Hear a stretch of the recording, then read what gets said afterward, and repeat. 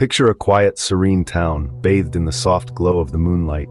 Suddenly, an eerie chill sweeps over, transforming the tranquil scene into something from a nightmare. The night, once a blanket of comfort, now shrouds the town in a cloak of unease. Imagine, if you will, a night so peaceful, so ordinary, that not a soul would suspect the terror about to unfold. The quaint houses, nestled closely together, stand as silent sentinels, their shuttered windows like watchful eyes.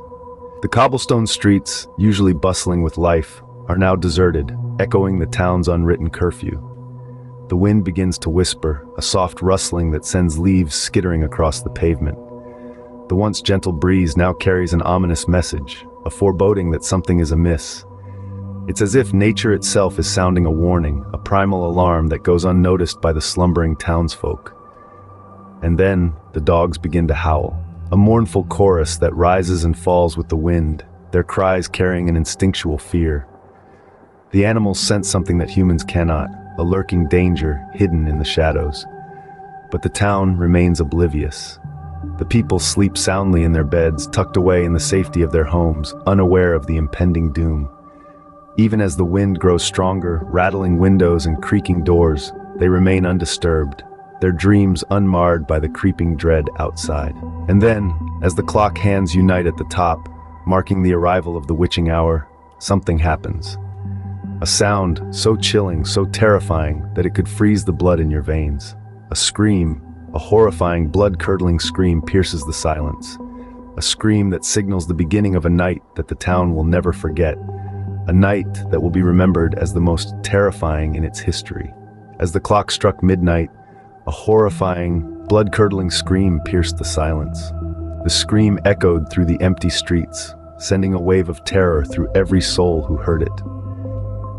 This was no ordinary cry of distress. It was a haunting wail that pierced the silence of the night, a chilling symphony of fear and despair that resonated with the very essence of dread. The tranquility of the town was shattered, replaced by an underlying tension that clung to the air like a shroud. At first, the townsfolk dismissed the scream as a prank, a cruel jest to disrupt their peaceful slumber. But as dawn broke, the grim reality unfolded. The first victim was found, a lifeless husk, drained of vitality. Their pallid complexion bore an eerie contrast to the vibrant life they once embodied. The town, once buzzing with the humdrum of everyday life, was now a scene of disbelief and shock. The laughter and chatter that usually filled the air were replaced by an oppressive silence, punctuated only by hushed whispers and stifled cries. The townsfolk huddled together, their faces etched with fear. They had lived in harmony, untouched by the horrors of the world, nestled in their cocoon of safety.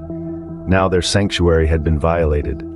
The laughter of children, the gentle hum of conversation, the comforting rhythm of daily life, all were silenced, replaced by a fear so palpable it could be tasted. The townsfolk tried to make sense of the horror that had befallen them. Rumors swirled, fingers were pointed, but no one could fathom the true enormity of the situation.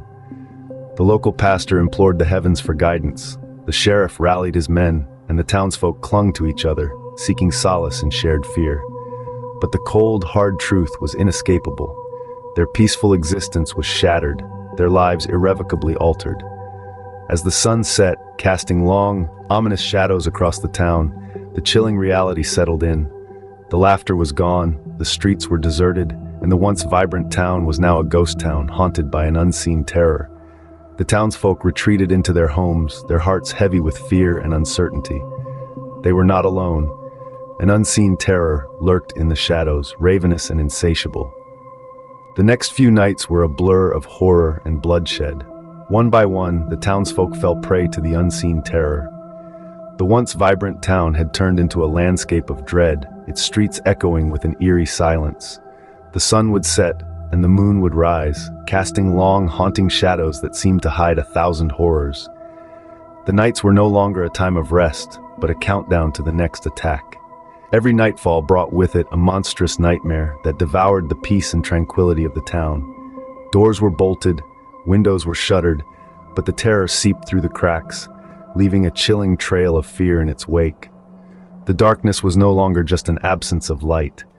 It was a cloak for the unseen terror, a shroud under which it hunted. The town was in a state of panic.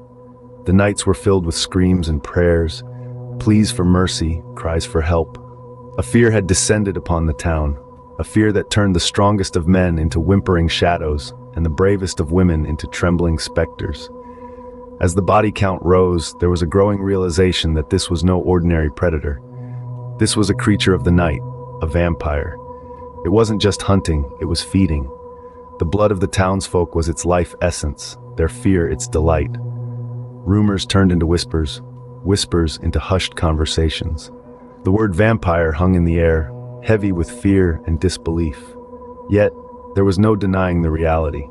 The town was under siege, not by a human or an animal, but by a creature of legend, a being that existed only in stories and nightmares.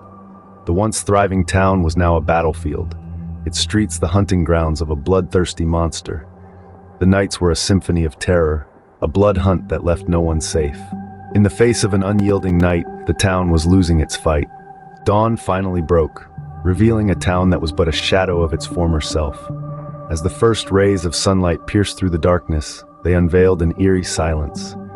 The once bustling town was now desolate, a chilling tableau of devastation. The streets were deserted, haunted by the echoes of laughter and life that once filled them. The houses stood empty, their window panes shattered, doors unhinged, bearing the scars of the ruthless nocturnal attack. The town's heart had been ripped out, leaving behind an unsettling void. The local park, once a vibrant playground for children, lay in ruin. The swings creaked ominously in the wind, a grim symphony to the lost innocence.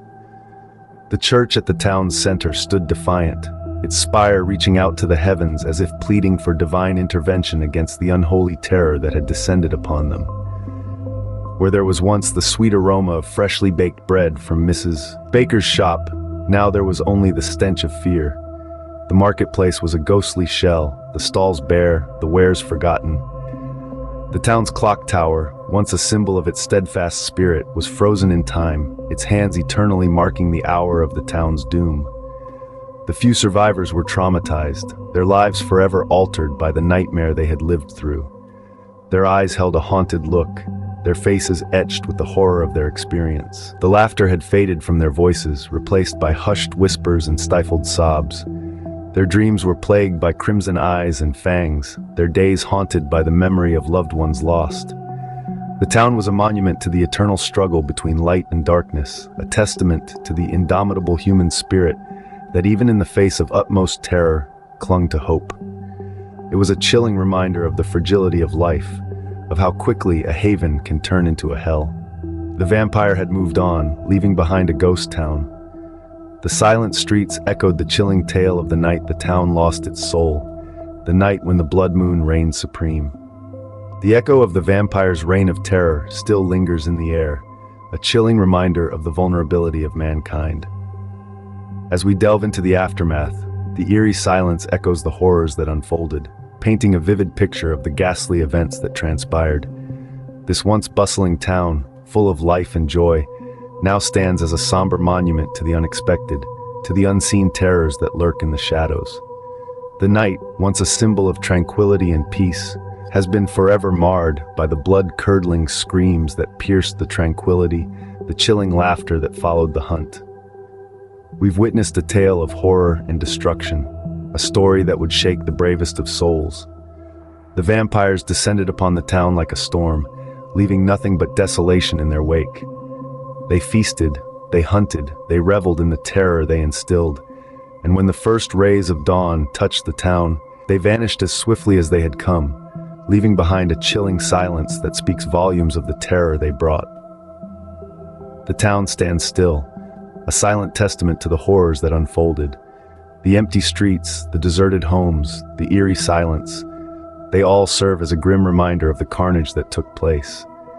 The echoes of the past, the haunting memories of the night that changed everything, they still linger, a chilling reminder of the vulnerability of mankind.